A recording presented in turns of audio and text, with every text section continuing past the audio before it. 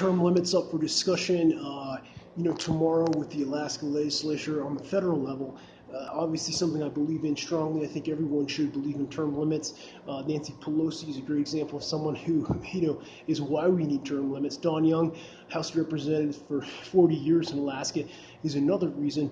And, I think it's worth saying we should look at term limits for our state lawmakers as well. Yesterday in the House majority or House minority, whatever meeting that was, we had Stedman, we had Stevens, who had been over 20 years dedicated service for the state in terms of a state lawmaker.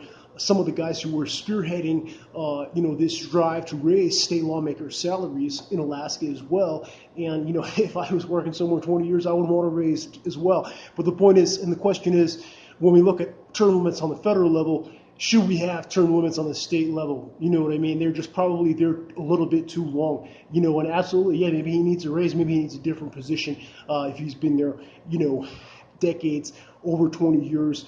It's good to have experience. It's good to have a blend of, I think, youth and idealism in our state legislature or also in our federal, but potential corruption issues like when we're talking about the other Stevens, the AK Purd complaint, immediately going into ConocoPhillips employee job right after Chief of Staff for, Governor Dunleavy, in a prior term, his same administration. So, an ethics question, a term limits question for both federal and state is something we should be looking at, I think, to try to clean up and, ethically and just, we want our lawmakers to be following the Constitution and, when we're seeing all these guys on the federal level, bet on stocks, and we're seeing on the state level people go 1 foot, in an employment position with an oil company, and then 1 foot in an employment position, with state government. There's a conflict of interest